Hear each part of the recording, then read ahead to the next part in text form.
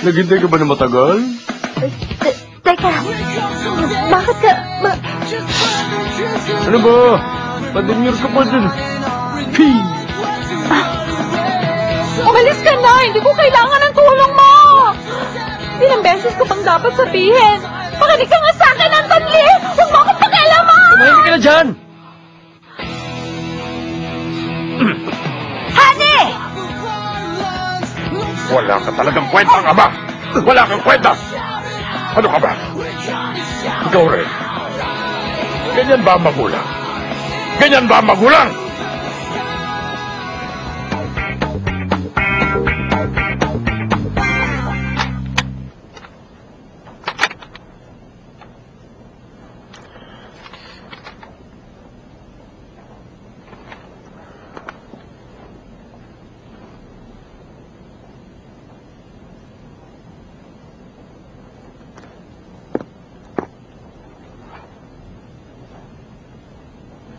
Bakit?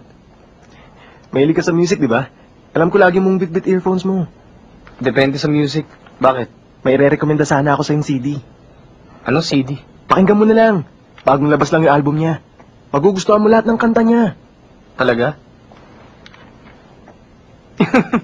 Asa mano ba ka? Marunong pa rin magmahal? Tingin mo magugustuhan ko yan? Gusto mong mamatay? Ba't ganyan ka? Kuya mo ako at lagi kitang pinauutang na malaki. Ano ngayon?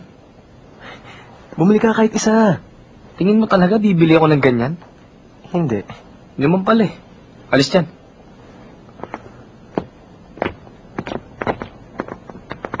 Uy, Jason! Mahilig ka sa music? Gusto mong bumili? Ano yan? Pakinggan mo na lang muna. Maganda yan. Hip-hop ba yan? Hindi siya hip-hop eh. Sa hip-hop lang ako nakikinig eh. Paano ko ibibenta to?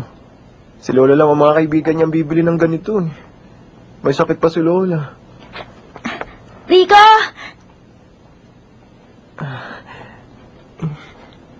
Magaling na ba si Lola? Oo. Kailangan lang niya magpahinga ng ilang araw. Mabuti naman. Kung ganun, wala nang problema sa pagtitinda? Ha? Oo. Kaya lang... Bakit? Hindi ba mabenta? Hindi eh. Medyo mahirap palang ibenta. Ah! Sandali lang ha. Dominic! Ha? Hi! Ano nangyari? Nakabenta ka? Bakit mo ko tinanong sa telepono kung may CD pa ako? Oo, gustong-gusto ng mga kamag-anak ko. Tuwing pinapatugtog ko sa kanila, gusto nilang bumili ng isa. Talaga? Ah, maraming salamat. Malaking bagay sa akin to. Salamat sa pagtulong mo sa akin. Wala yun. Wala naman akong ginawa kundi patugtugin sa kanila eh. Kahit na.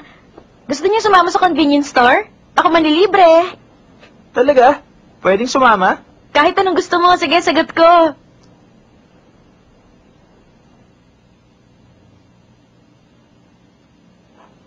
Di ba kailangan mo nang bumalik sa ospital? Okay lang, magda-day off din naman ako eh. Eddie, Mama, bakit po? gusto ko ng inumin. Mama, gusto niyo ng tubig? Ano ba, Eddie? Gusto ko nga ng tubig. Ah, eto nga ang tubig. Ano ba, Eddie? Gusto ko ng tubig. Eto na tubig, Mama.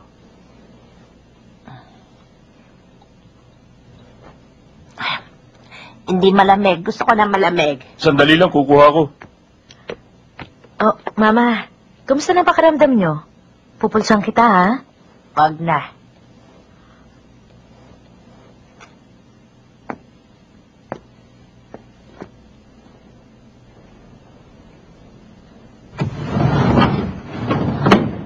Hello po.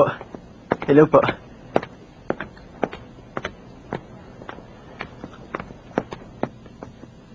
Miss Sue, Oh, Rico, bakit? kasi... Bakit nga? wala po. Hindi ako naniniwala. Bakit? Ano ba yan? Wala po yan! Ay, naku, ayos ka lang? Opo. Ah, Rico! Ay, akala ko sa akin lang nangyayari yun.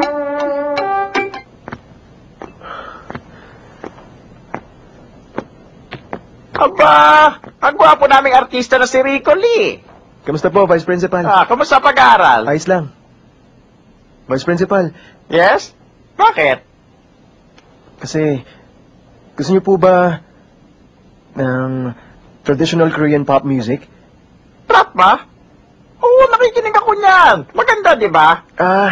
Nakikinig ka pala sa trap?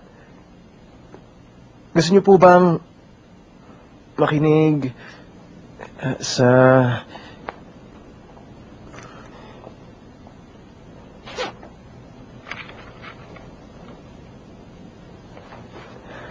Hindi na lang bale. Sige po, Vice Principal. Ano ka ba? Dapat yata hindi ka muna lumabas sa ospital. Ayoko na, Dong. Gusto ko na lumabas. Sa bagay, mas makakabuti sa kanya kung dito siya magpapagaling. Oo nga naman. Mama, tawagan niyo lang ako kung may kailangan kayo, ha? Matulog ka ng mahimbing. Ha? Mama, may gusto ba kayong ipabiling pagkain? Eddie, baka pwede mo akong ibili ng paborito kong lugaw. Parang gusto kong kumain ng lugaw eh. Yung malapit sa palengke? Gusto ko yung may halong talaba. Sige, bibili na ako, sandali lang. Teka lang. Mama, ako na lang ang magluluto ng lugaw na may talaba. Baka hindi maganda ang pagkakaluto nila, lalo lang kayo magkakasakit. Marunong ka ba magluto nun? Madali lang yun. Ako na magluluto. Bumili ka na lang ng sariwang talaba. Sige, sandali lang ha. Eddie, ang gusto ko yung lugaw dun sa may palengke. Ayokong kumain ng ibang lugaw. Bakit naman, Mama? Si Remy na nga magluluto. Sigurado mas masarap ang luto niya. Basta, yun ang gusto kong lugaw.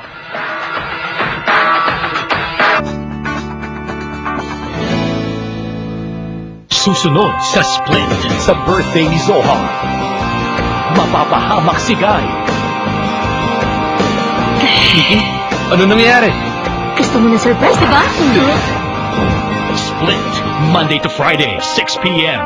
Dito lang sa Prime Times 5 ng TV5. Susunod sa Time Between Dog and Wolf.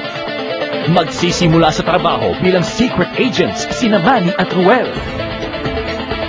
Napakahirap ng department mo. Internal Affairs?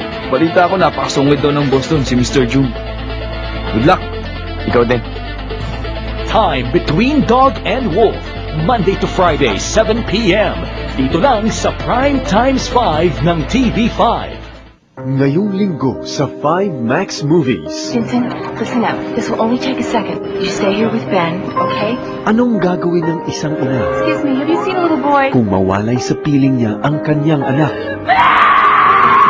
At ano ang gagawin niya kung makita niya siyang muli matapos ang 9 na taon? Yeah. I'm coming. Mabuo pa kaya ang kanilang pamilya? The Deep End of the Ocean. Linggo sa 5 Max Movies. Pagkatapos ng Talentadong Pinoy sa TV5. And now, back to High Kick dito sa TV5.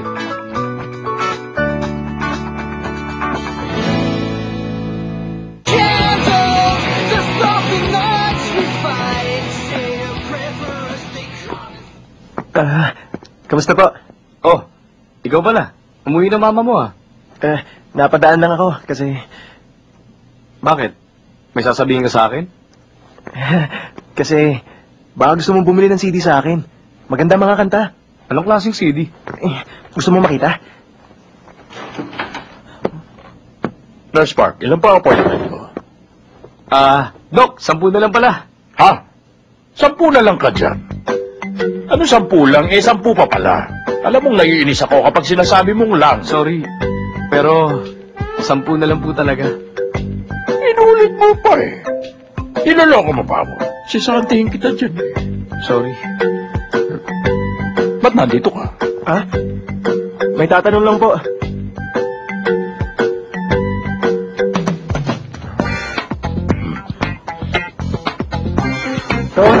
Eto. Huwag na. Wala ako sa mood makinig yan. Kainis. Kahit isa walang bumibili. Rika!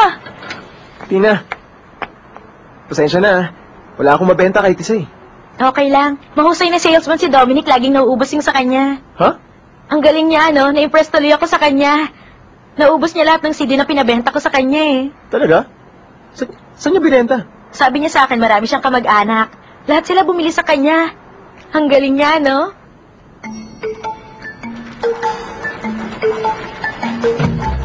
Oh, ayun siya, oh. Dominic Kim, top salesman! Maraming salamat sa pagtulong mo sa akin, ha!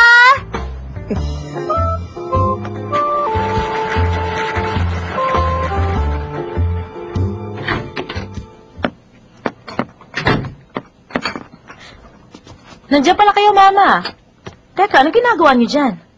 Lumabas ako para kumuha ng tsaa. Nakita ko itong mga hugasin. Ay, pahugasan niyo na lang sa katulong. Hindi pa kayo pwede magkikikilos, eh. Hindi naman nakakapagod ang maghugas ng plato at kaya ko rin naman alagaan ang sarili ko. Huwag niyong pagurin ang sarili niyo. Parang totoo. Kaya ka pa nag-alala sa akin. Ha? Wala. Narinig ko yon. May binubulong kayo kanina, ha? Wala akong binubulong. Magpapahinga na ako sa loob.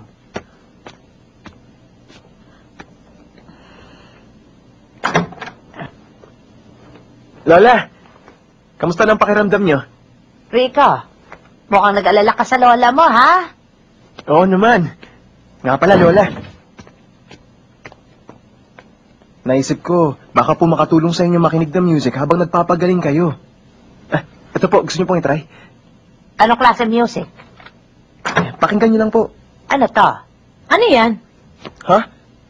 Wala. CD ni Sylvia yan, ah. Anong meron?